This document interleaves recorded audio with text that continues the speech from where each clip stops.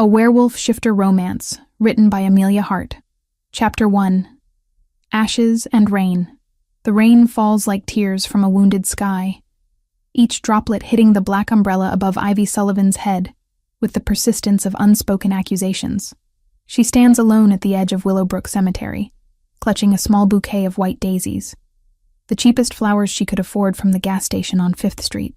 The cemetery stretches before her in neat rows of granite and marble, but her mother's grave sits in the far corner, marked only by a simple wooden cross that will rot within the year.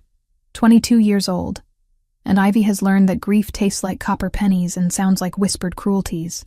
Her dark hair hangs in damp waves around her pale face, and her green-gray eyes hold the kind of exhaustion that sleep cannot cure. The black dress she wears belonged to her mother, the only decent thing Rebecca Sullivan owned that wasn't torn or stained from years of working multiple jobs to survive. She always loved daisies, Ivy whispers to the freshly turned earth, her voice barely audible above the drumming rain. Said they were proof that beautiful things could grow anywhere, even in the worst soil. A memory surfaces unbidden. Rebecca lying in that sterile hospital bed just 3 days ago, her once vibrant face gaunt from months of mysterious illness. Her mother's hand had been so thin, so fragile, when she'd reached up to touch Ivy's cheek one last time. "You're stronger than they think, baby girl," Rebecca had whispered, her voice barely a breath. "Promise me you'll remember that when they try to break you. You're stronger than they know." The machines had started beeping then, nurses rushing in, and those were the last words her mother ever spoke.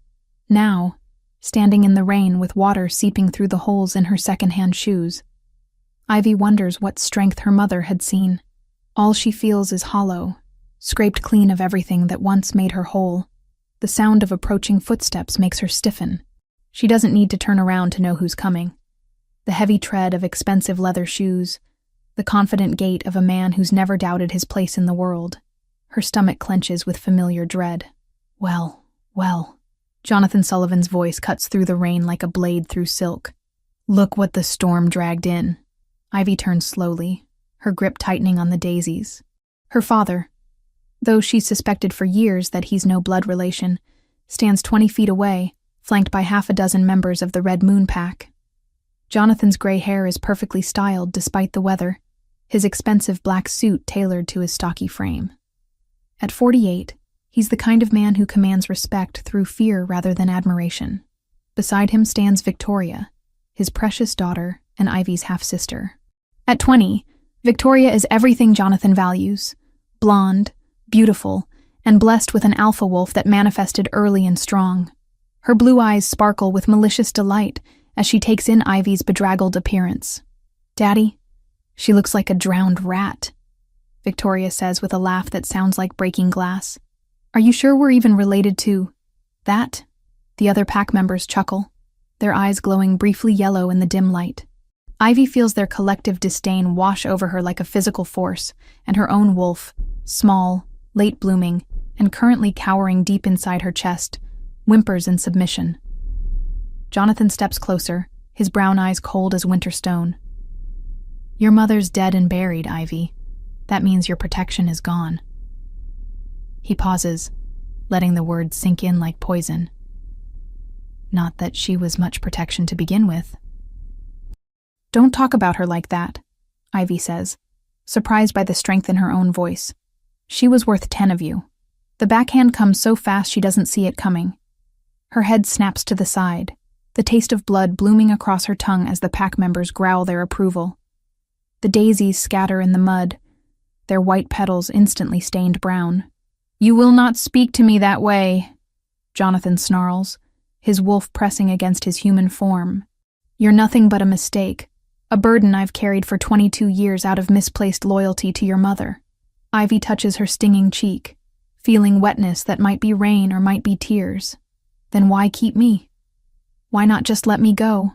"Because the pack needs to see what happens to weakness," Jonathan replies, his voice carrying to every ear present. "They need to understand that being different, being late, being inadequate, has consequences." Victoria pulls out her phone, the camera lens gleaming like a hungry eye. "This is perfect. Everyone at school is going to love this. She starts recording, her voice taking on a sweet, mocking tone. Say hi to the internet, sister dear. Tell everyone how you're too worthless to even shift properly. Ivy's wolf had been late to manifest. 18 instead of 16 like normal shifters. When it finally arrived, it was small, unremarkable, nothing like the powerful beast that ran in the Sullivan bloodline. The pack had whispered about genetic defects, about tainted blood, about how some wolves were simply born wrong. Now, with the camera recording and rain plastering her hair to her skull, Ivy feels the familiar shame burning in her chest. But underneath it, something else stirs. Something that tastes like iron and feels like lightning. The Red Moon Pack has tolerated your presence out of respect for your mother, Jonathan announces. But Rebecca Sullivan is dead, and her protection died with her. You have 48 hours to pack your things and leave our territory. The words hit like physical blows. Ivy has never known any other home, never lived anywhere else. Where would she go? She has no money, no friends outside the pack, no family willing to take her in. Where am I supposed to go? She asks, hating how small her voice sounds. Frankly, my dear, I don't give a damn, Jonathan says with a cold smile. You could disappear into the wind for all I care. The pack will be stronger without you dragging us down. Victoria giggles, still filming. Maybe she can live under a bridge somewhere. I hear trolls like company. The pack members laugh again, the sound echoing off the cemetery headstones like the cries of carrion birds. Ivy looks around at their faces, people who watched her grow up, who sat at the same tables during pack dinners, who she once thought of as extended family. Now they stare at her with disgust, embarrassment, or worse, complete indifference. I'll prove you wrong, Ivy says suddenly, the words spilling out before she can stop them. I'll prove I'm not worthless. I'll prove I belong somewhere. The laughter stops. Jonathan's eyes narrow to slits. You'll prove nothing, he says quietly, dangerously. Because you are nothing. You're a genetic dead end. A mistake that should have been corrected years ago. Thunder rumbles overhead, and the rain begins to fall harder. Ivy stands there in the downpour, water running down her face. Her mother's grave at her back, and her father's hatred before her. The daisies lie trampled in the mud, their brief beauty destroyed. But as lightning illuminates the dark sky, something shifts in Ivy's chest. A spark of defiance that even years of abuse couldn't quite extinguish. 48 hours, Jonathan reminds her, turning away. Then you're trespassing on Red Moon territory, and we'll treat you like any other rogue. The threat hangs in the air as the pack disperses, leaving Ivy alone with her mother's grave and the promise of exile. She kneels in the mud, gathering the scattered daisies with trembling fingers, while the storm rages overhead and her old life crumbles around her like sand. But somewhere in the darkness, something new is beginning to grow. Chapter 2. Lightning and Fate. 24 hours after her mother's funeral, Ivy Sullivan stares at the single duffel bag that contains her entire life. The cramped attic room she's called home for the past 4 years suddenly feels smaller, the slanted ceiling pressing down like the weight of her circumstances. Through the small window, she can see the Red Moon Pack grounds bustling with activity. Wolves going about their daily routines, blissfully unaware that one of their own is being cast out like yesterday's garbage. Her meager possessions barely fill the worn canvas bag. 3 changes of clothes, a photo of her mother, the tattered romance novel Rebecca used to read aloud when Ivy was small, and exactly $43 in crumpled bills, her life savings from odd jobs around the pack house. The money won't last a week, but it's all she has. A soft knock at the door makes her heart jump. For a moment, hope flares in her chest. Maybe someone has come to help, to offer sanctuary, to prove that not everyone in the pack has a heart of stone.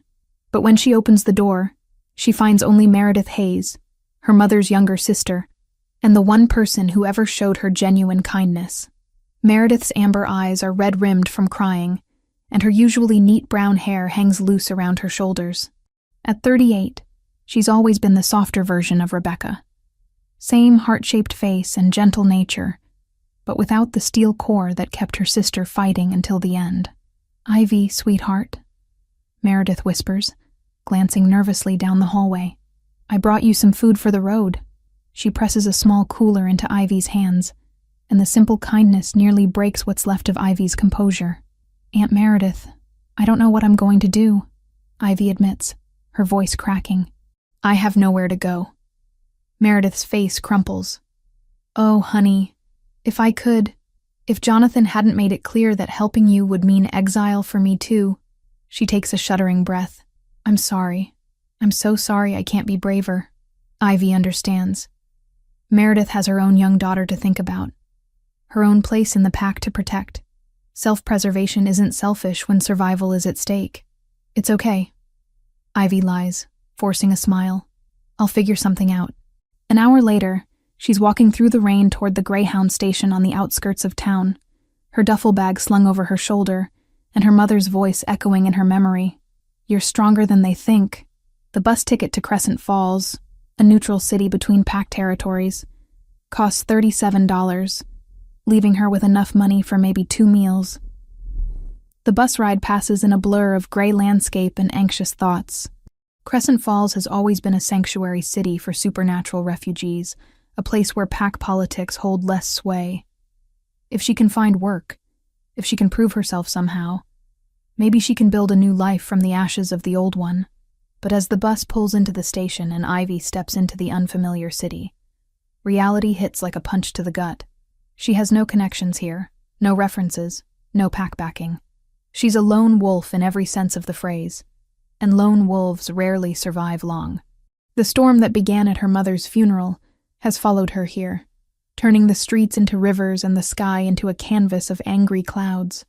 Ivy huddles under the bus station awning, watching other passengers disappear into waiting cars or stride confidently toward their destinations.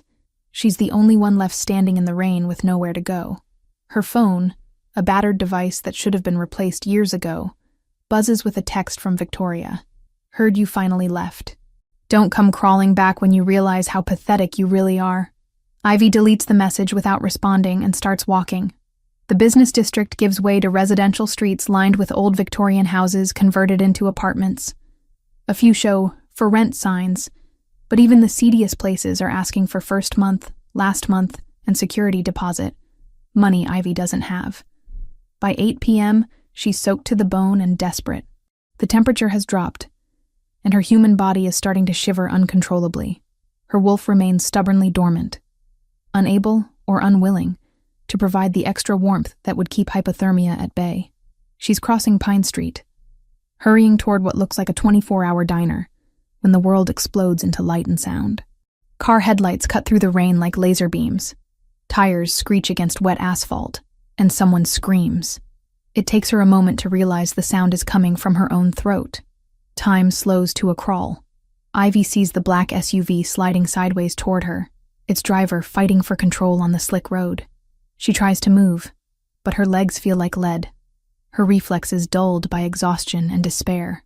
This is how it ends, she thinks with strange clarity. Not in some heroic battle or meaningful sacrifice, but slipping on wet pavement in a city where no one even knows her name. Then strong arms wrap around her waist, lifting her off her feet and carrying her to safety with supernatural speed. She hits the sidewalk hard, but she's alive, her rescuer's body shielding her from the worst of the impact. The SUV crashes into a lamppost with a sound like thunder, steam rising from its crumpled hood. Are you hurt? The voice is deep, resonant, with an authority that makes her wolf sit up and take notice for the first time in days. Ivy looks up into the most beautiful eyes she's ever seen, golden amber, like honey held up to sunlight, set in a face that could have been carved from marble. Her rescuer is tall, easily 6'2", with jet black hair, and the kind of build that speaks of both power and careful control. He's wearing an expensive gray suit that somehow hasn't been ruined by their tumble to the pavement. And when he helps her to her feet, his touch sends electricity racing up her arm. Yes, I think so, she stammers, acutely aware of how she must look, bedraggled, homeless, desperate. Thank you. You saved my life. He studies her with those penetrating golden eyes, and she feels like he's seeing straight through to her soul. His nostrils flare slightly, and she realizes he's scenting her, identifying her as a shifter. The revelation makes his expression shift from concern to something more complex. Wariness mixed with an emotion she can't quite identify. "Camden Blackstone," he says, extending a hand that engulfs hers completely. "And you're far from home, aren't you?" The name hits her like a physical force. Camden Blackstone, alpha of the Midnight Ridge Pack, one of the most powerful supernatural leaders on the West Coast. Stories about him are the stuff of legend. How he took control of his pack at 23 after his parents died. How he's never lost a territorial dispute. How he's turned Midnight Ridge into a force that even the Council of Elders respects.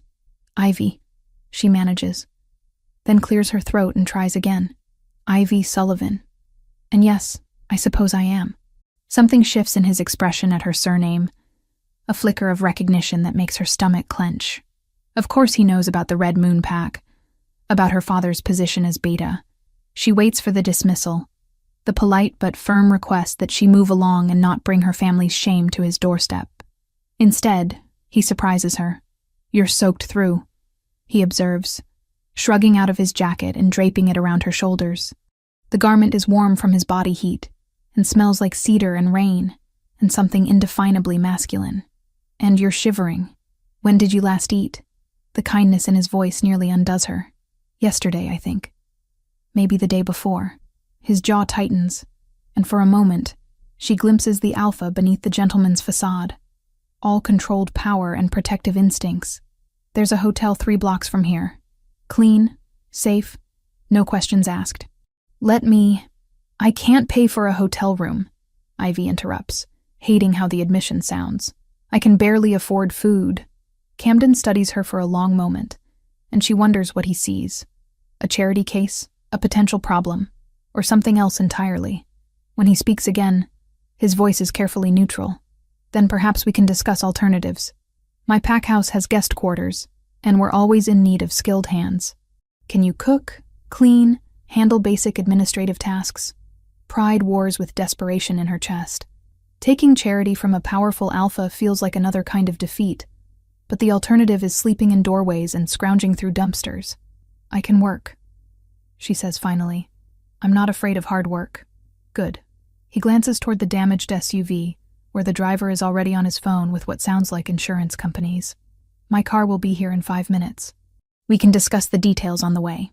As if summoned by his words, a sleek black sedan glides up to the curb, its driver stepping out to open the rear door with practiced efficiency. Camden gestures for Ivy to precede him, and she slides into leather seats that probably cost more than her entire wardrobe. The drive to Midnight Ridge territory passes in surprisingly comfortable silence. Camden makes a few calls, his voice low and authoritative as he handles what sounds like pack business, while Ivy stares out the window at the passing city lights. She's crossed a line tonight, stepped from one life into another, and there's no going back. When they finally turn through gates marked with the Midnight Ridge crest, a stylized wolf silhouetted against a full moon, Ivy feels something she hasn't experienced in years. Possibility. Chapter 3. Midnight Territory.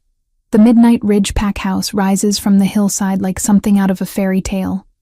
All stone towers and gleaming windows that reflect the storm clouds above. As Camden's sedan winds up the circular drive, Ivy presses her face to the window, trying to process the sheer scale of what she's seeing. The main building alone could house 50 families, with multiple wings stretching out like arms embracing the manicured grounds. Gardens cascade down terraced levels, and she catches glimpses of training facilities, workshops, and smaller residential buildings scattered throughout the property. "It's beautiful," she whispers, then immediately feels foolish for the admission. Of course it's beautiful.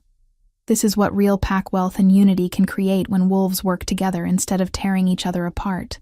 "My great-grandfather built the original structure in 1892, Camden says, his voice carrying a note of pride. "Each generation has added to it. The pack has been here for over a century. The contrast to Red Moon territory couldn't be more stark. Jonathan's pack house is a rambling collection of cheap additions and quick fixes, held together by duct tape and desperation.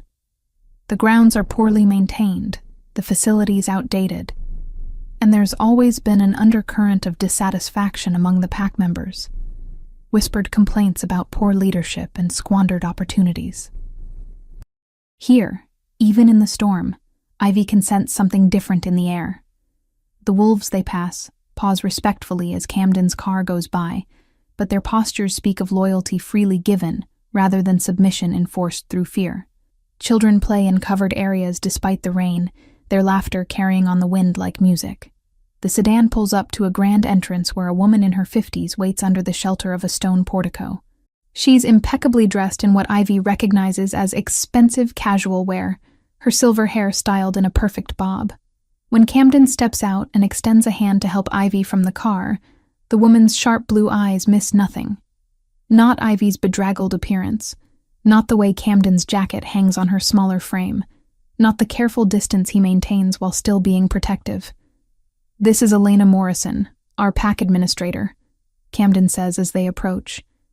"Elena, this is Ivy Sullivan. She'll be staying in the guest quarters while we discuss potential employment arrangements." Elena's eyebrows rise almost imperceptibly at the Sullivan surname, but her professional smile never wavers. "Of course, Alpha. Miss Sullivan, welcome to Midnight Ridge. Shall I prepare the rose suite? Something simpler will be fine," Camden replies, before Ivy can protest that she doesn't need anything fancy. "The garden room, perhaps. And please have the kitchen send up a meal. Something warm and substantial. Immediately, Alpha." Elena turns to Ivy with genuine warmth. "Miss Sullivan, if you'll follow me, I'll show you to your quarters. You can freshen up while your meal is prepared." The interior of the pack house is even more impressive than the exterior. Soaring ceilings supported by hand-carved beams, walls lined with artwork that spans centuries. And everywhere, the subtle but unmistakable scent, markers that identify this as Camden's territory. Ivy's wolf, who has been cowering for days, finally lifts her head with something approaching interest. The garden room turns out to be larger than Ivy's entire attic back in Red Moon territory, with a queen-sized bed, private bathroom, and windows that look out over the terraced gardens. Rain streaks the glass, but she can imagine how beautiful the view must be on a clear day. "There are clothes in the wardrobe that should fit," Elena explains, opening doors to reveal a selection of casual wear in various sizes. "The Alpha thought you might need to change into something dry. Dinner will arrive in 30 minutes. Will that be sufficient time?"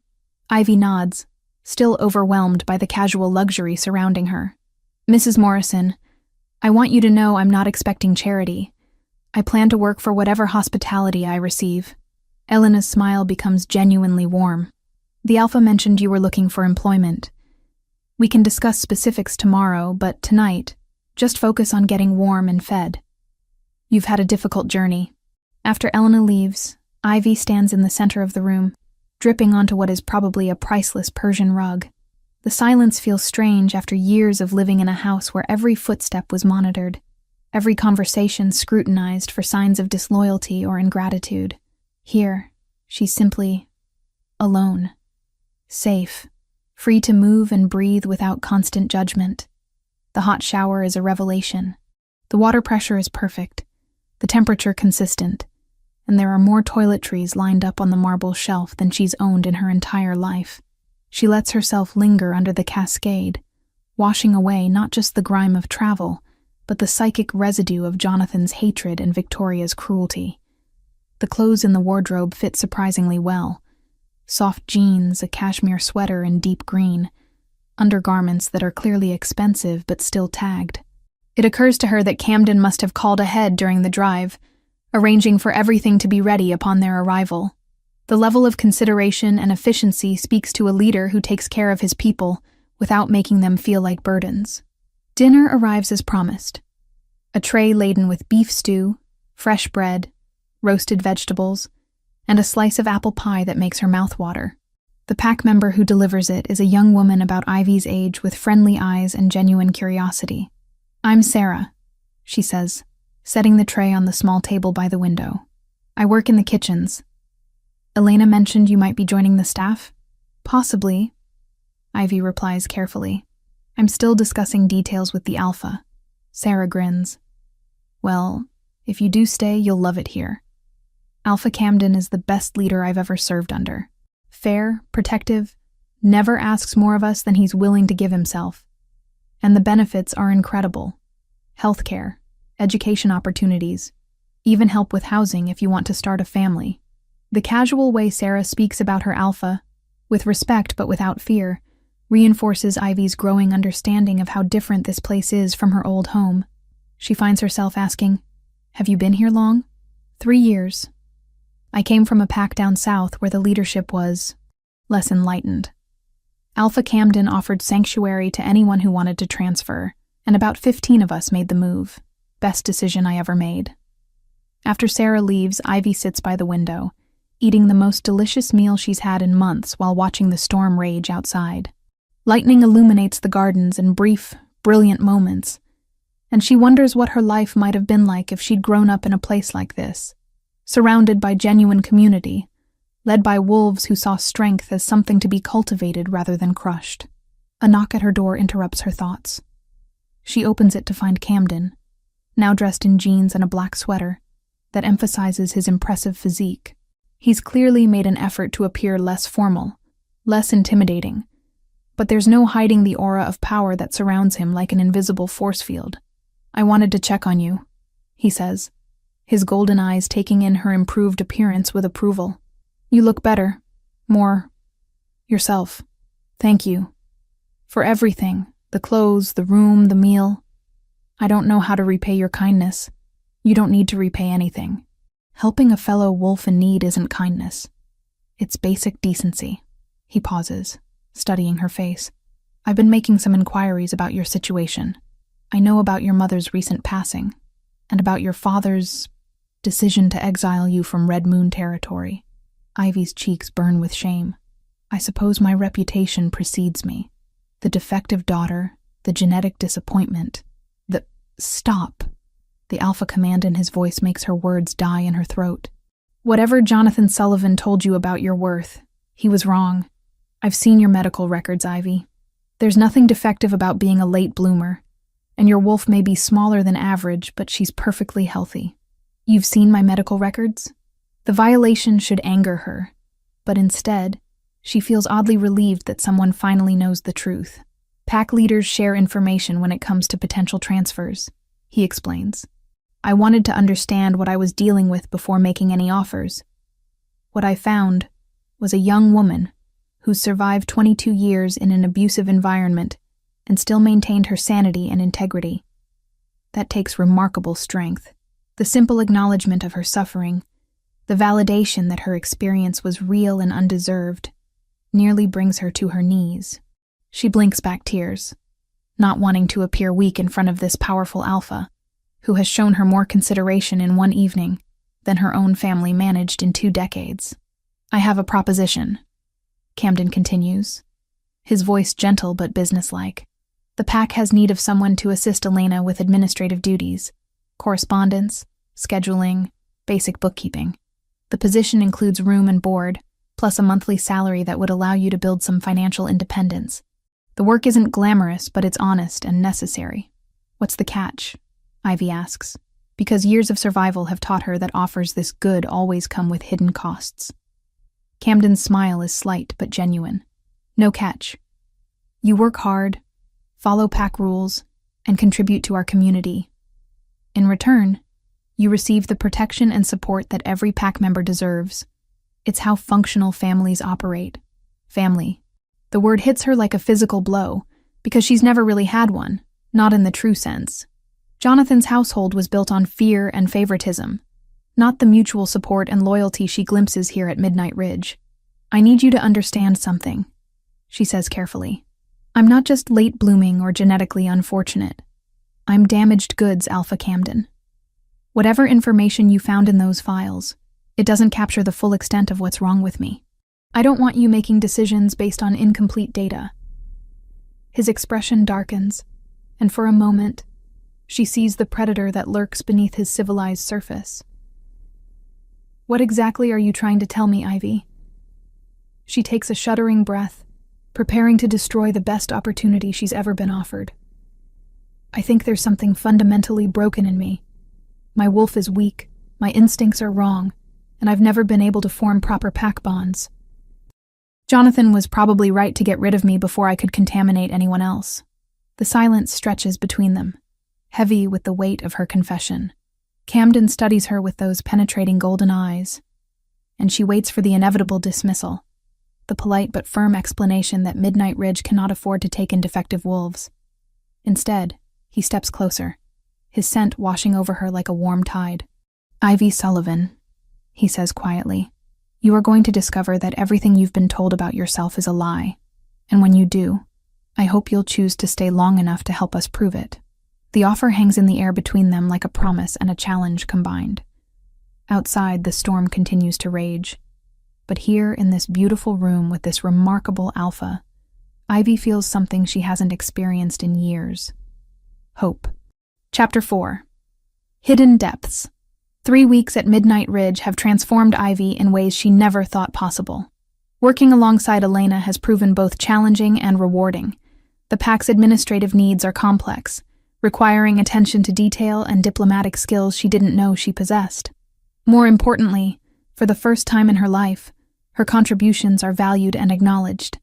This morning finds her in Camden's office, organizing correspondence while he reviews territorial agreements at his massive oak desk. The space reflects his personality perfectly, sophisticated but not ostentatious, with floor-to-ceiling bookshelves, a stone fireplace, and windows that overlook the training grounds where pack members spar and exercise. "The Morrison Industries contract needs your signature," Ivy says, sliding the document across his desk. Elena negotiated a 12% increase in the quarterly payments for mineral rights. Camden glances up from his work, and she feels that familiar flutter in her stomach when their eyes meet.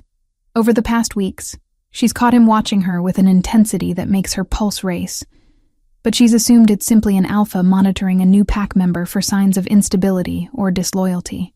"Excellent work," he says, signing with a flourish. "Your organizational skills have improved our efficiency considerably. Elena mentioned you've been staying late to catch up on the backlog of filing. I don't mind. I like feeling useful." The admission slips out before she can stop it, and she feels her cheeks warm. "I mean, the work is interesting, and everyone's been very kind. Ivy," his voice stops her nervous rambling, "you don't have to downplay your value here. We're fortunate to have you." Before she can respond, a commotion outside draws their attention. Through the windows, they can see several pack members gathering around a black SUV that's just pulled through the gates. Ivy's blood turns to ice when she recognizes the Red Moon Pack insignia on the vehicle's doors. Camden is on his feet instantly, his posture shifting into full alpha mode. "Stay here," he commands. But Ivy is already moving toward the window, dread pooling in her stomach like acid.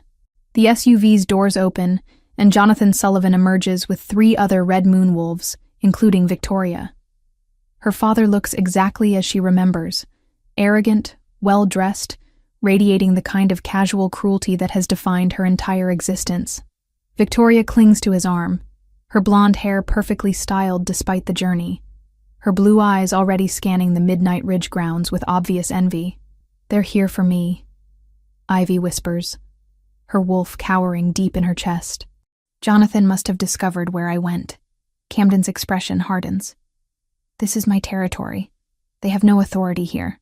You don't understand. He's my father, legally anyway. And I'm not officially a member of your pack. I'm just visiting." The distinction matters in supernatural law, and they both know it. As Camden's guest, Ivy enjoys certain protections. But if Jonathan demands her return as head of her birth family, the situation becomes complicated. Pack politics are built on precedent and mutual respect. Violating those unwritten rules can lead to territorial wars. "Come with me," Camden says, his voice leaving no room for argument. "Whatever happens, you stay close and let me handle the negotiations." They make their way to the main entrance, where Elena has already positioned herself to greet the unexpected visitors. Her professional smile is perfectly in place, but Ivy can sense the tension radiating from the older woman. News travels fast in pack communities, and everyone knows about Ivy's exile from Red Moon territory. Jonathan's eyes find Ivy immediately, his expression cycling through surprise, anger, and something that might be satisfaction. "There you are, daughter. You've led us quite a chase." The word daughter sounds like poison in his mouth. Ivy forces herself to stand straighter, drawing strength from Camden's solid presence beside her. I'm not your daughter anymore, Jonathan. You made that clear at the cemetery. A moment of grief-induced anger. Jonathan replies smoothly, his politician's smile never wavering. Surely you understand that emotions run high during times of loss. I've come to bring you home where you belong. Victoria steps forward, her eyes glittering with malice. Daddy was so worried about you, Ivy. We all were. Imagine our surprise when we heard you were playing house with the Midnight Ridge Pack. A Camden's growl is so low it's barely audible, but every wolf present feels it in their bones. Ms. Sullivan is here by invitation and under my protection. She's free to leave whenever she chooses, if she chooses. How generous of you, Alpha Blackstone, Jonathan says, inclining his head in mock respect. However, family matters supersede pack politics. Ivy is still legally bound to Red Moon territory, and as her father and beta of her birth pack, I have the right to reclaim custody. Custody? Ivy's voice cracks with disbelief. I'm 22 years old, not some wayward teenager. You're an unmarked Omega with no independent pack affiliation, Victoria interjects sweetly. That makes you a dependent family member under supernatural law, subject to paternal authority, until you're claimed by a mate or formally accepted into another pack. The legal technicality hits like a physical blow. Ivy knows the laws. She's helped Elena file enough pack transfer documents to understand the process. Without formal acceptance into Midnight Ridge, or a mating bond to cement her status, she exists in a legal gray area that Jonathan can exploit. Camden steps forward, his alpha presence filling the space like a living thing. Perhaps we should discuss this matter privately, Beta Sullivan. Pack politics are rarely improved by public spectacle. Of course, Jonathan agrees, but his eyes remain fixed on Ivy. Though I trust my daughter will be present for any discussion regarding her future.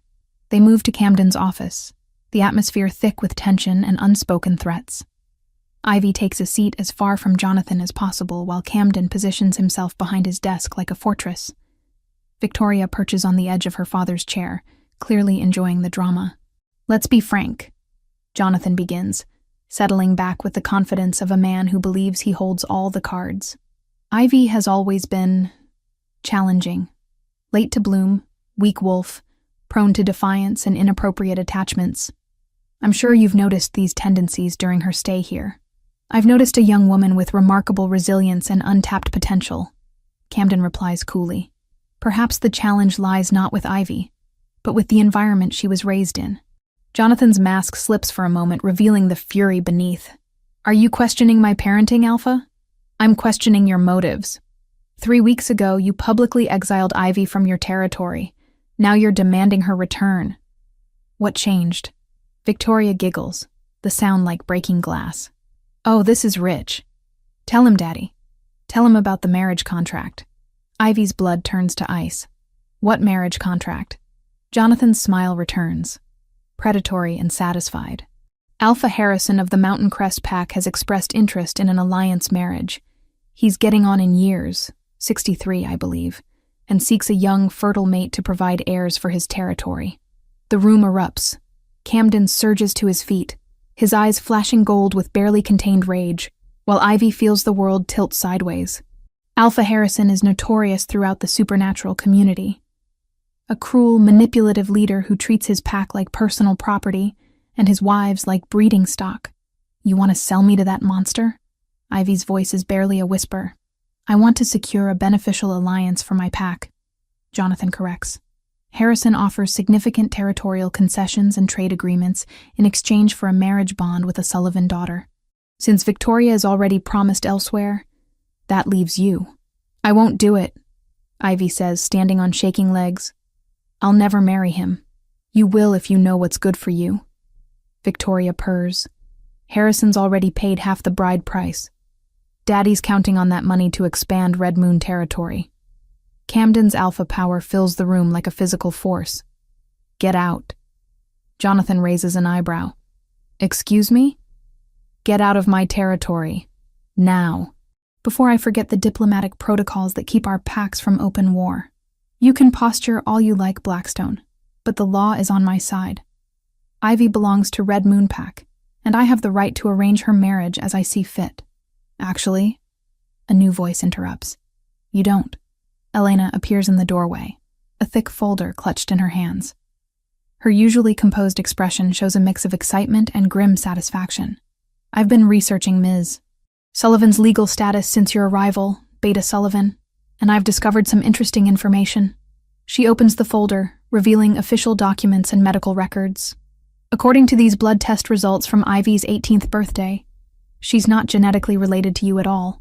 The DNA markers clearly indicate different paternal lineage."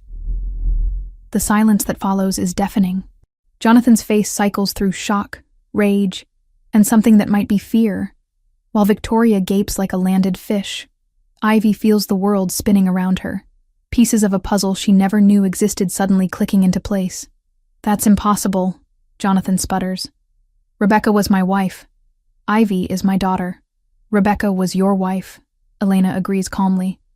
"But Ivy is not your biological child, which means you have no legal authority over her whatsoever.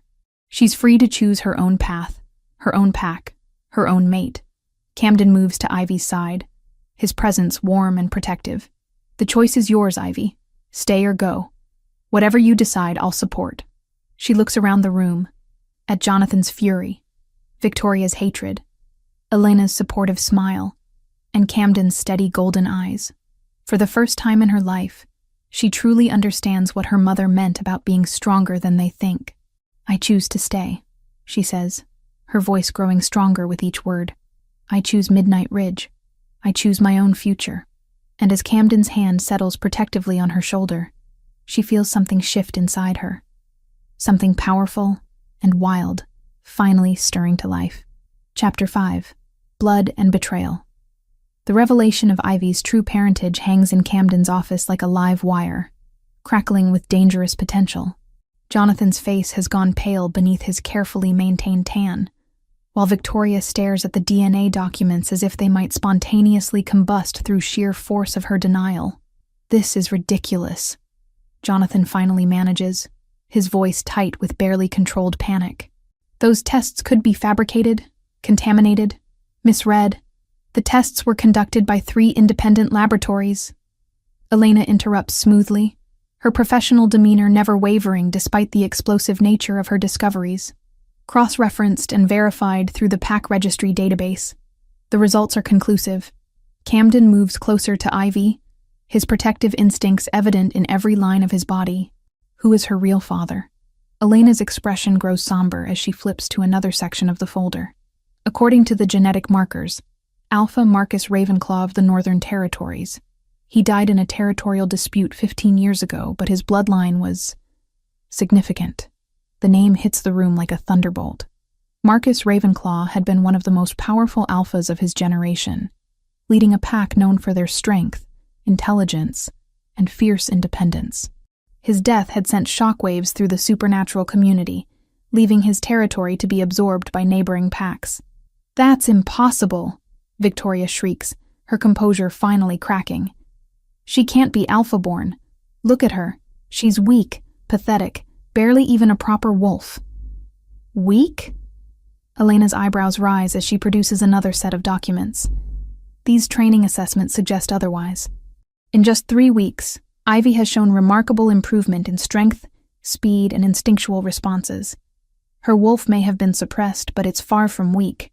Ivy's mind reels with the implications. Her mother's mysterious illness, the years of abuse and degradation, Jonathan's inexplicable hatred. It all makes terrible sense now. She'd been living proof of Rebecca's infidelity, a constant reminder of Jonathan's humiliation and failure as a husband. "You knew," she whispers, staring at the man who raised her with such cruelty. "You always knew I wasn't yours." Jonathan's mask finally slips completely, revealing the petty, vindictive man beneath. "Your mother was a whore who couldn't keep her legs closed around real power. She got what she deserved in the end." The words are barely out of his mouth when Camden moves, crossing the room with supernatural speed to slam Jonathan against the wall. The beta's feet dangle inches from the floor as Camden's hand closes around his throat. "You will not speak of the dead with such disrespect in my territory," Camden growls, his eyes blazing gold with alpha fury. "And you will certainly not speak that way about Ivy's mother." "Camden, don't," Ivy says quickly, placing a hand on his arm. She can feel the tremor of rage running through his muscles, the barely leashed violence of an alpha protecting his pack. He's not worth it. For a moment, she thinks Camden might ignore her plea and crush Jonathan's windpipe anyway. Then, with visible effort, he releases his grip and steps back, allowing the gasping beta to collapse into his chair. "Get out," Camden says quietly, but his voice carries the absolute authority of an alpha command. "Take your daughter and leave my territory. You have no business here. No claim on anyone under my protection." "This isn't over," Jonathan wheezes, straightening his tie with shaking hands. Harrison still expects a bride, and he's not particular about bloodlines. If he can't have her legally, he'll find other ways. The threat hangs in the air like a poisonous cloud. Alpha Harrison's reputation for taking what he wants, regardless of consent or law, is well known throughout the supernatural community. Pack leaders who oppose him have a tendency to meet with unfortunate accidents. Victoria rises from her perch, her beautiful face twisted with hatred and envy. "You think you've won something, but you haven't. Daddy and I know secrets about your precious pack, about your mother's real death. Cross us, and everyone will learn the truth." "What truth?" Ivy demands. But Victoria just smiles with venomous satisfaction. "Ask him about the nightshade tea," she purrs, nodding toward Jonathan. "Ask him how long Mother really suffered before she finally stopped breathing." The bottom drops out of Ivy's world. Nightshade, a plant toxic to shifters, causing slow organ failure that mimics natural illness. The mysterious sickness that had claimed her mother over months of agony suddenly takes on a sinister new dimension. "You poisoned her," Ivy breathes, the truth hitting her like a physical blow. "You murdered my mother." Jonathan straightens his jacket with deliberate calm. "Prove it." Rebecca's body was cremated. The medical records show natural causes. And who's going to believe the word of an illegitimate bastard with a history of mental instability? Victoria giggles, pulling out her phone to show a recording of Ivy's breakdown at the cemetery. "We have hours of footage showing your unstable behavior. One word from us, and the Pack Council will declare you mentally unfit for independence. Then you'll be right back where you started, under our control." The psychological warfare is masterful and cruel. Even with the truth about her parentage revealed, they're using Ivy's own trauma responses against her, weaponizing years of abuse to maintain their power. Camden's growl fills the room. But before he can respond, Ivy steps forward. Something is building inside her chest. A heat that tastes like lightning and feels like awakening. For 22 years, she's been told she's weak, defective, broken. But standing here, faced with her mother's murderers, she finally understands what Rebecca saw in her. "You want to see unstable?" Ivy asks, her voice carrying an undertone of power that makes every wolf in the room take notice. "You want to see what happens when someone finally pushes me too far?" The windows rattle in their frames as her suppressed alpha nature begins to surface. Victoria backs toward the door, her bravado evaporating in the face of something she's never encountered before. Even Jonathan looks uncertain, his cruel confidence wavering. "Ivy," Camden says quietly, his voice cutting through the building energy like a lifeline. "You're safe. They can't hurt you here. But the dam has been broken, and years of suppressed rage are flooding through her system like molten gold. She can feel her wolf rising. Not the cowering, diminished creature she's always known, but something magnificent and terrible. The power in her blood, inherited from one of the strongest alphas in living memory, finally breaks free of the psychological chains that have bound it. "You killed her because she loved someone other than you," Ivy says, advancing on Jonathan with predatory grace. "You couldn't stand that she chose strength over your pathetic weakness. So you poisoned her slowly, made her suffer, and blamed me for existing." Jonathan stumbles backward, his beta wolf instinctively recognizing the alpha authority radiating from the young woman he'd spent decades trying to break. "Now see here. I see everything." The words come out as a roar that shakes the entire building. Pack members throughout the house stop what they're doing, drawn by the sound of an alpha discovering her true nature. "I see exactly what you are. A coward who murders defenseless women and abuses children to feel powerful." Victoria screams as the windows finally give way, glass exploding outward in a shower of crystalline fragments. Emergency alarms begin wailing throughout the compound as the pack responds to the psychic shockwave of Ivy's awakening. "Please," Jonathan babbles, all pretense of dominance abandoned. "I can explain." "Get out!"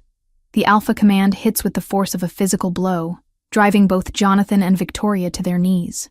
"Get out of my sight before I forget that murder is illegal!" They flee, stumbling over each other in their haste to escape the building fury of an awakened alpha.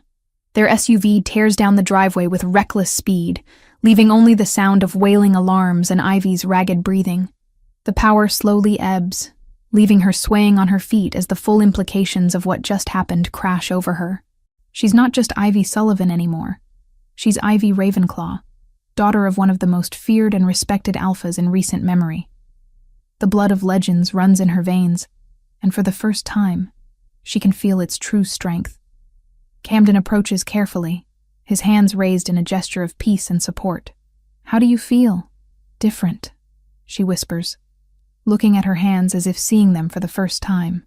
"Like I've been wearing a mask my whole life, and it finally fell off. The suppression is breaking down," Elena observes clinically, though her eyes shine with something like awe. Years of psychological abuse created artificial barriers around her true nature. The shock of learning about her mother's murder was enough to shatter them. Camden nods, his expression thoughtful. Which means Jonathan and Victoria know they're in serious trouble. An awakened alpha with legitimate grievances and the legal backing to pursue them. They'll be desperate to discredit her before she can act. "What do you think they'll do?" Ivy asks, though part of her already knows the answer. "Whatever it takes to survive," Camden replies grimly, "including making good on Harrison's bride price, with or without legal authority to do so." The implications hang heavy in the air. An alpha of Harrison's reputation and resources could easily arrange a kidnapping, especially if he had inside help from someone familiar with Midnight Ridge security protocols. The threat is real, immediate, and deadly serious. But as Ivy stands in the wreckage of Camden's office, surrounded by the evidence of her awakening power, she realizes something fundamental has changed. She's no longer the frightened, broken girl who fled Red Moon territory 3 weeks ago. She's the daughter of Marcus Ravenclaw, and it's time her enemies learned what that truly means. Chapter 6. The Taking. 2 days after Jonathan and Victoria's disastrous visit, Ivy wakes to the sound of her phone buzzing insistently on the nightstand. The caller ID shows a number she doesn't recognize, but something cold and familiar settles in her stomach as she answers. "Ivy, sweetheart, thank God." Meredith's voice is thick with tears and barely controlled panic. "They took me. Jonathan and some men I don't recognize. They said if you don't come back, they'll..." The line goes dead, replaced by Jonathan's smugly satisfied tone. "Hello, daughter. I trust you slept well." Ivy's blood turns to ice. "Where is she? What have you done with Meredith?" "Your aunt is perfectly safe for now. She's enjoying the hospitality of some associates of mine, professional men who understand the value of proper motivation. The question is, how much do you value her continued well-being?" The phone trembles in Ivy's grip, as rage and terror war in her chest. Meredith is the only person from her old life who ever showed her genuine kindness. The only family member who tried to protect her from Jonathan's cruelty. The thought of her suffering because of Ivy's choices is unbearable. "What do you want?" she forces herself to ask. "Simple. You return to Red Moon territory and fulfill your obligations to Alpha Harrison. The wedding is scheduled for this weekend. A lovely autumn ceremony in the mountains. Very romantic, very final. And if I refuse?" Jonathan's chuckle is like nails on glass. "Well, accidents happen so easily in the wilderness. Wild animals, tragic falls, exposure to the elements. Your poor aunt is getting on in years, and she's never been particularly sturdy. The threat is clear, and they both know he'll follow through. Jonathan has already murdered one woman to maintain his power. He won't hesitate to eliminate another if it serves his purposes. I need time to think," Ivy says, stalling while her mind races through possibilities. "You have until noon. After that, Meredith's usefulness expires, and Harrison's patience runs out. Don't disappoint me, Ivy. You know how I handle disappointment." The line goes dead, leaving Ivy staring at her phone in the pre-dawn darkness. Through her window, She can see the first hints of sunrise painting the sky, purple and gold over the Midnight Ridge territory. In a few hours, this beautiful sanctuary might be nothing but a memory. She's barely dressed when Camden appears at her door, his expression grim. Word travels fast in pack communities, and the Alpha clearly knows something is wrong. "What happened?" he asks without preamble. Ivy explains the call while pacing her room like a caged animal, her newly awakened alpha nature chafing against the trap Jonathan has set. Camden listens without interruption, his golden eyes tracking her movements with predatory focus. "It's a trap," he says when she finishes. "Harrison and Jonathan are working together to force your compliance. The moment you set foot in Red Moon territory, you'll disappear into Mountain Crest lands where even the Pack Council can't reach you." "I know it's a trap," Ivy snaps, her patience fraying. "But what choice do I have? Meredith is innocent in all of this. She doesn't deserve to suffer because I finally found the courage to fight back." "And what about you? Do you deserve to be sold like livestock to a monster who'll break you in ways that make Jonathan's abuse look gentle?" The words hit like physical blows, but Ivy forces herself to meet his gaze. "Maybe that's all I'm worth. Maybe this is just who I am. Someone whose existence brings pain to everyone around her." Camden crosses the room in 2 swift strides, his hands framing her face with surprising gentleness. "Look at me, Ivy. Really look at me. Do you see pity in my eyes? Do you see someone who thinks you're worthless?" She stares into those golden depths, seeing strength and determination, and something else that makes her heart race. "What do you see?"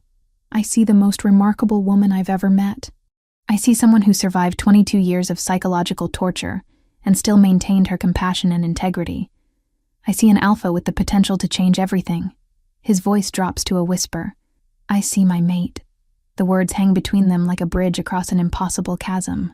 Mate, the supernatural bond that transcends pack politics and family obligations, creating connections stronger than law or tradition. "That's impossible," Ivy breathes. "I'm nobody, nothing special."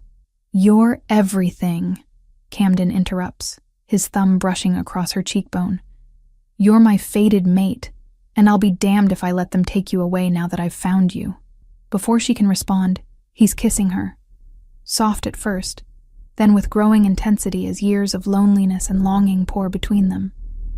Ivy feels her world tilt and reshape itself around this single moment of connection, this acknowledgement of something she never dared hope for. When they finally break apart, she can see her own stunned wonder reflected in his eyes. "What does this mean?" "It means you're not going anywhere alone," Camden says firmly. "If Jonathan wants to play games, we'll play them on our terms." Within an hour, Midnight Ridge transforms into a fortress preparing for war. Pack members move with military precision, checking weapons, reviewing territorial maps, and coordinating communication systems. Ivy watches from Camden's office window, amazed by the speed and efficiency of their response. 30 wolves, fully armed and equipped for extended operations, reports Thomas Creek, Camden's beta and military strategist. He's a compact man in his 40s with graying temples and eyes like flint. "We can have them positioned around Red Moon territory within 3 hours." "No," Ivy interjects, drawing surprised looks from the assembled leadership. "A direct assault will get Meredith killed immediately." Jonathan's expecting that response. Camden nods thoughtfully. "What do you suggest?" "I go in alone, as planned, but with backup positioned for extraction rather than invasion. Let Jonathan think he's won until we can locate Meredith and get her to safety." "Absolutely not," Thomas argues. "The risk is too great. Once you're in Harrison's custody, we may never see you again. Then we make sure that doesn't happen." Ivy moves to the tactical map, her finger tracing the mountain roads leading to Harrison's territory. "There's a narrow pass here, about 15 miles from the Red Moon border. If Harrison's people are taking me to Mountain Crest lands, they'll have to use this route." Camden studies the geography with professional interest. "It's defensible terrain. We could set up an ambush, but the timing would have to be perfect. More than perfect," Thomas adds grimly. "Harrison's known for traveling with heavy security. We'd be outnumbered and fighting on unfamiliar ground." "Not if we have inside information," Ivy says quietly. Victoria always was a creature of habit. She posts everything on social media, locations, times, even security details. If she's involved in this transfer, she'll document it. Elena appears in the doorway with a laptop, her expression tense but determined. I've been monitoring social media feeds from Red Moon Pack members. Victoria posted an Instagram story 20 minutes ago, showing preparations for what she calls a special delivery to the mountains. The laptop screen shows a series of photos. Victoria posing with armed guards, a convoy of black SUVs, and tellingly, a timestamp and location marker that places them at a truck stop just outside Red Moon territory. She's giving us their route, Camden realizes. Either she's incredibly stupid or she wants to be rescued, Ivy finishes. Victoria may be cruel and shallow, but she's not suicidal. Harrison's reputation for disposing of inconvenient witnesses is well known. She knows that once I'm delivered, she becomes a liability. The realization changes everything. If Victoria can be turned, if her social media addiction can be weaponized against Jonathan's plan, they might have a chance of saving both Meredith and preventing the forced marriage. This is still incredibly dangerous, Thomas warns. Even with inside help, the odds are against us. The odds have been against me my whole life, Ivy replies with new determination. At least now I have something worth fighting for. Camden moves to her side, his presence warm and reassuring. We do this together. No matter what happens, you're not facing this alone. The plan they devise is complex and dangerous, requiring split-second timing and absolute trust in each other. Ivy will surrender herself at the designated meeting point, allowing Jonathan to believe his blackmail has succeeded. Meanwhile, Camden and a small team will track the convoy using Victoria's social media posts, waiting for the perfect moment to strike. As the sun climbs higher in the sky, Ivy prepares to return to the territory that rejected her, to face the man who murdered her mother, and to risk everything for a woman who showed her kindness when nobody else would. But this time, she's not going as Jonathan Sullivan's worthless daughter. She's going as Ivy Ravenclaw, daughter of legends, mate to an alpha who sees her true worth, and a woman with nothing left to lose. The game is about to begin, and this time, she intends to win. At 11:30, Ivy's phone buzzes with a text from Victoria.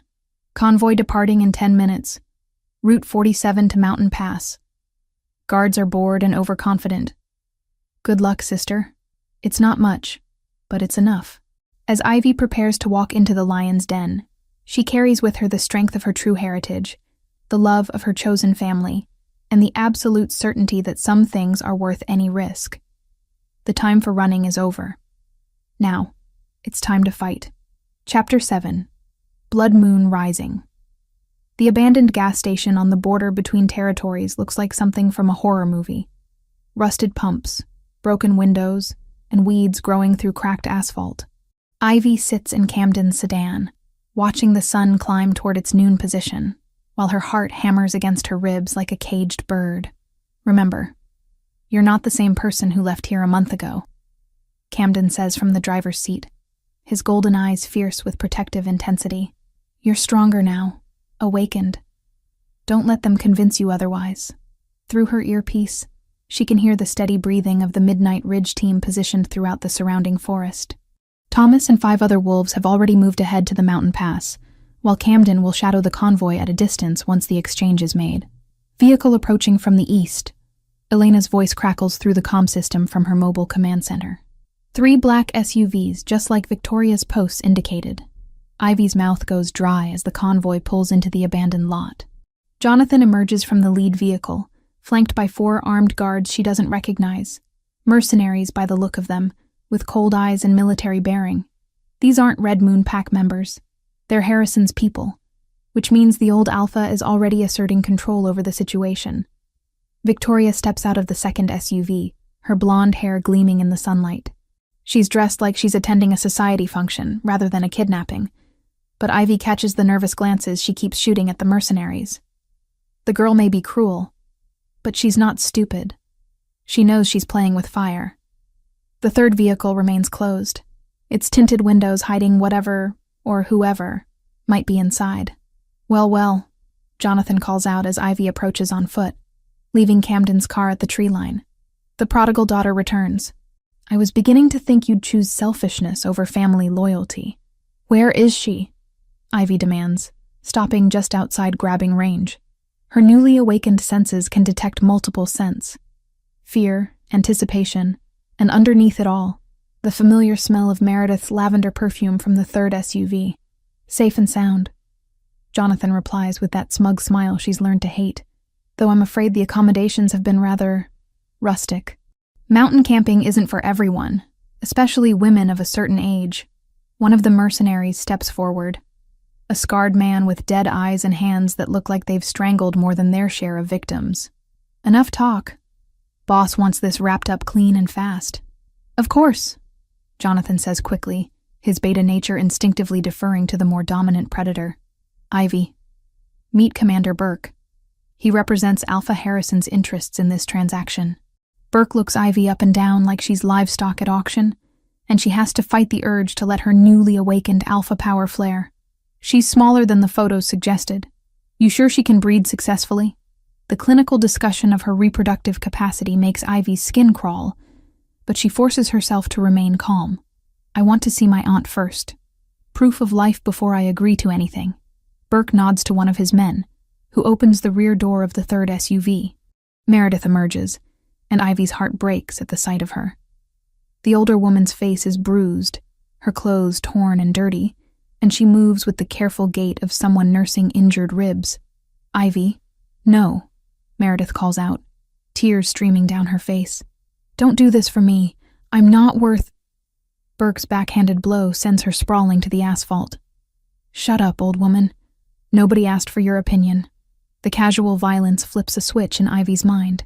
Her wolf surges forward, bringing with it the full weight of her alpha heritage. The temperature around her seems to drop several degrees as power radiates from her small frame. Touch her again, Ivy says quietly, and I'll tear your throat out with my bare hands.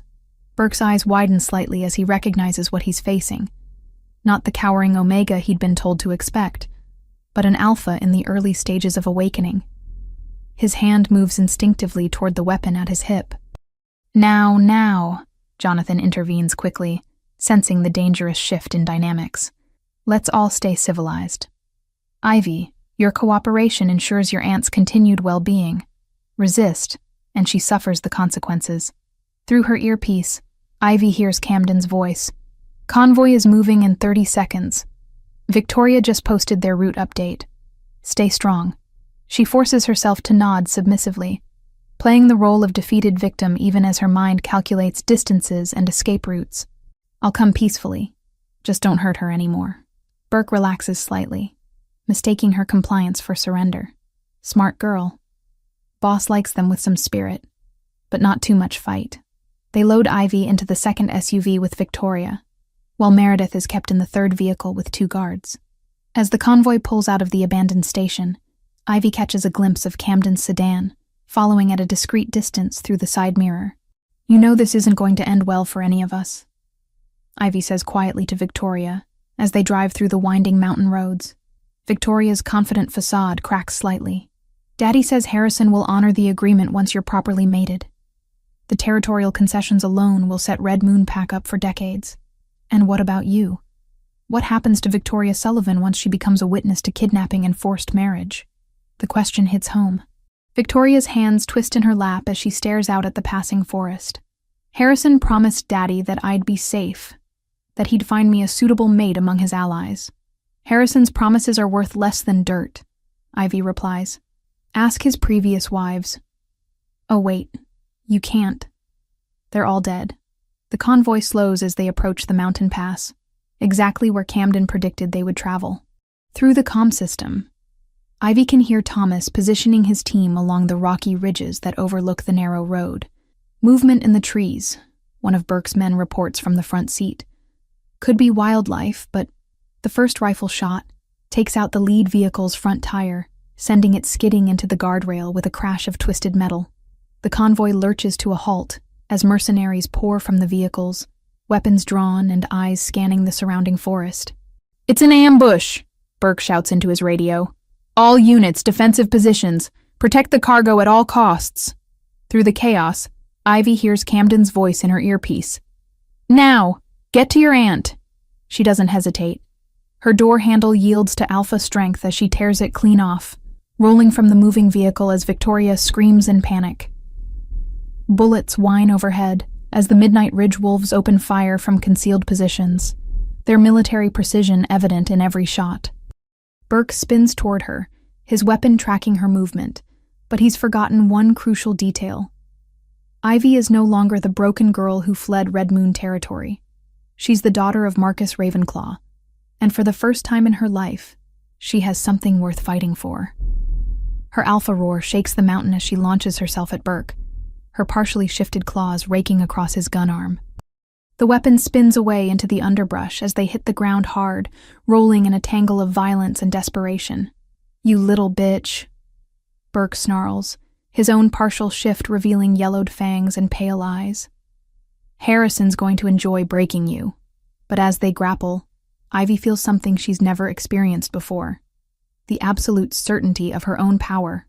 Burke is strong, trained, and ruthless, but he's facing an awakened alpha fighting for her family. There's no contest. Her claws find his throat just as Camden emerges from the forest, his own wolf form magnificent and terrifying. More Midnight Ridge warriors pour from the trees, overwhelming the remaining mercenaries with coordinated precision. "Ivy!" Meredith's voice cuts through the battle as she stumbles from the damaged SUV, supported by Thomas, who has already secured her freedom. Jonathan attempts to flee on foot, but Victoria, in a moment of surprising courage, trips him as he runs past their overturned vehicle. "Enough!" she screams. "I'm tired of being afraid. I'm tired of living with your lies." Camden shifts back to human form, his eyes blazing with alpha authority as he surveys the defeated mercenaries. "Jonathan Sullivan, you are under arrest for kidnapping, conspiracy, and the murder of Rebecca Sullivan. The Pack Council will hear your crimes." "You can't prove anything," Jonathan gasps, blood running from a cut on his forehead. "It's her word against mine, and who's going to believe?" "Me." Victoria steps forward, her phone in her hand. "I recorded everything, Daddy. Your confession about the Nightshade, your deal with Harrison, your threats against Aunt Meredith. It's all here, time-stamped and uploaded to the cloud." The final piece of Jonathan's world crumbles as he realizes his own daughter has betrayed him, not out of love for Ivy, but out of self-preservation and a desperate desire to finally escape the toxic web he's created around their family. As the smoke clears and the wounded are tended, Ivy finds herself standing at the edge of the mountain pass, looking out over the valley where her new life waits. Camden's arms wrap around her from behind, solid and warm and absolutely certain. "It's over," he murmurs against her hair. "Jonathan will face justice. Harrison's alliance is broken, and you're free to choose your own future." Ivy leans back into his embrace, feeling the last chains of her old life finally shatter. She's no longer Jonathan Sullivan's worthless daughter or Harrison's unwilling bride. She's Ivy Ravenclaw, alpha in her own right, and for the first time in her life, she's exactly where she belongs. Chapter 8. New Moonrise. 6 months later, Ivy stands at the altar of the Midnight Ridge Chapel, her hands trembling, not with fear, but with overwhelming joy. The sanctuary is filled with wolves from both territories, former Red Moon Pack members who chose to follow their new alpha, and Midnight Ridge wolves who have welcomed their integration with open arms. The wedding dress belonged to Camden's mother, altered to fit Ivy's smaller frame but retaining its timeless elegance.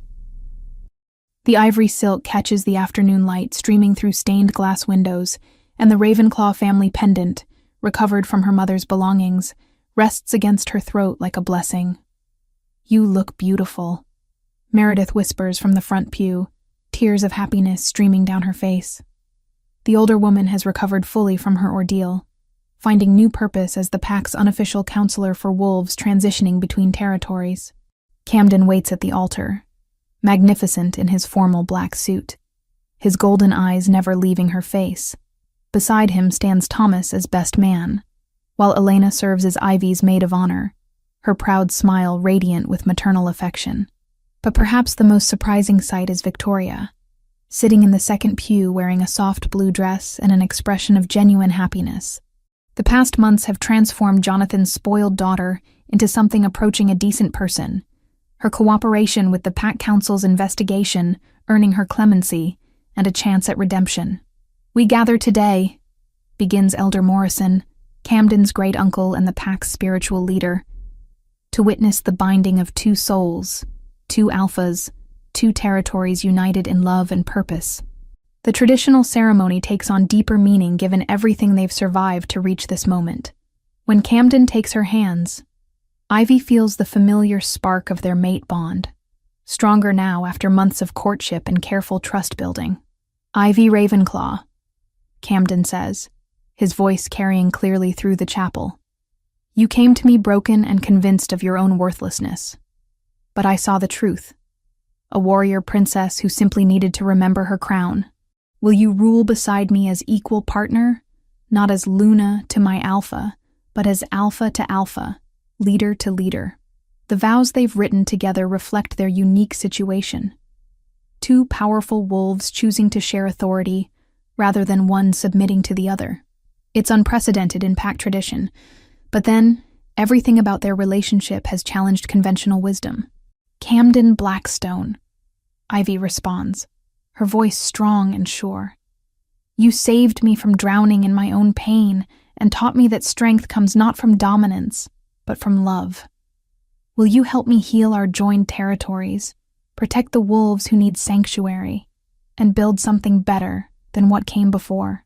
"I will," he says simply, and the words carry the weight of absolute certainty. The ring exchange draws gasps from the assembled Pack members. Camden's ring bears the Midnight Ridge crest, combined with Ravenclaw symbols, while Ivy's features intertwined wolf heads, representing their united territories. They're not just wedding rings. They're symbols of a new kind of leadership. "By the ancient rites and modern law," Elder Morrison intones, "I pronounce you mated for life, bonded in blood and soul, leaders of the Moonridge Pack." The new territory name had been Ivy's suggestion, a combination of their histories that honors both legacies while looking toward the future. The former Red Moon lands have been transformed over the past months, with Camden's resources funding infrastructure improvements and Ivy's knowledge of the terrain guiding strategic development. As they kiss, sealing their bond before Pack and family, Ivy feels the last pieces of her fractured soul clicking into place. She's no longer the girl who cowered in attic rooms and flinched at raised voices. She's become exactly who her mother always believed she could be: strong, confident, and worthy of love. The reception is held in the Great Hall, with long tables groaning under the weight of traditional Pack feast foods. The integration of the two communities has progressed remarkably well, helped by Ivy's insistence on addressing past grievances openly and honestly. "Speech! Speech!" the crowd chants as Camden rises, raising his glass of ceremonial wine. "6 months ago," he begins, his voice carrying easily through the hall, "I thought I understood what it meant to be an alpha. I believed strength meant standing alone, making decisions without consultation, bearing the weight of leadership in isolation." He turns to Ivy, his expression soft with love. "Then I met a woman who showed me that true strength comes from connection, that the best leaders serve rather than rule, and that the most powerful bonds are forged in partnership, not dominance." The applause is thunderous, but Camden holds up a hand for silence. "Today we don't just celebrate a marriage. We celebrate the birth of something new. The Moonridge Pack will be a sanctuary for wolves seeking safety, a place where your worth isn't determined by your bloodline or the age at which you first shifted, but by your character and your willingness to contribute to our community." Ivy rises beside him, her own glass reflecting the warm light of dozens of candles. "Many of you knew me as Jonathan Sullivan's worthless daughter, the defective wolf who brought shame to her family. Some of you participated in that cruelty, either through action or silence." Her words carry no bitterness, only truth. "But we're not here to rehash old wounds. We're here to build new dreams." She gestures toward a corner of the hall where architectural plans are displayed, designs for the Rebecca Sullivan Memorial Center, a facility dedicated to helping abused wolves recover and rebuild their lives. "My mother believed that even damaged things could grow into something beautiful, given the right soil and enough care. This center will be her legacy, proof that no wolf is ever truly broken, only waiting for the right environment to heal. The emotional weight of her words brings tears to many eyes, including Victoria's. Jonathan's former golden child has become one of the center's most vocal supporters, her own journey from abuser to advocate serving as inspiration for other wolves struggling with similar transformations. As the evening progresses, Ivy finds herself surrounded by well-wishers and pack members sharing their own stories of redemption and second chances. The Moonridge pack has become a magnet for wolves seeking refuge from abusive situations, its reputation spreading throughout the supernatural community. Alpha Ivy? A small voice interrupts her conversation with Elena. She turns to find Jamie, a 10-year-old who arrived 3 months ago with his mother, both fleeing an abusive mate situation. I drew you something. The crayon drawing shows 2 wolves standing together on a hilltop, surrounded by a pack of smaller wolves in every color imaginable. At the top, written in careful block letters, are the words, "Thank you for keeping us safe." Ivy kneels to Jamie's level, accepting the artwork with reverence. "This is beautiful, sweetie. Thank you for making it for me. Mom says you used to be scared too, but you got brave," Jamie says with the brutal honesty of childhood. "Is that true?" "Very true," Ivy admits, glancing up at Camden, who has been watching the exchange with soft eyes. "Being brave doesn't mean you're never scared. It means you do what's right even when you are scared." As the reception winds down and guests begin to depart, Ivy and Camden steal a moment alone on the terrace overlooking their combined territories. The moon hangs full and bright above them, its silver light painting the landscape in ethereal beauty. "Any regrets?" Camden asks, his arm sliding around her waist with familiar comfort. Ivy considers the question seriously, thinking of all the pain and struggle that led them to this moment. "None. Every terrible thing that happened brought me here, to you, to this life we're building together. I wouldn't change a single moment, even the parts with Jonathan and Harrison, especially those parts. They taught me what I was capable of surviving, what I was willing to fight for." She turns in his arms, her hands framing his face. "They showed me that I deserved better, and more importantly, they prepared me to recognize it when it found me. Their kiss is soft and sweet, full of promise and certainty. In the distance, they can hear the sounds of their pack settling in for the night. Children being tucked into bed, night shift guards taking their positions, wolves who have found safety and belonging finally able to rest easy. What do you think the future holds?" Camden murmurs against her lips. Ivy smiles, her heart full to overflowing with love and possibility. "Everything we can imagine and more than we dare dream. We're going to change the world, Camden Blackstone. One rescued wolf at a time." As they stand together under the moonlight, Alpha and Alpha, partners in all things, the future stretches before them bright with hope. The girl who was once called worthless has become a leader, a healer, a symbol of what's possible when someone believes in your potential, even when you can't see it yourself. The Moonridge pack sleeps peacefully, protected by wolves who understand that true strength comes not from dominance but from love, not from fear but from courage, not from standing alone but from choosing to stand together, and in the morning, they'll wake to build tomorrow, one brave choice at a time.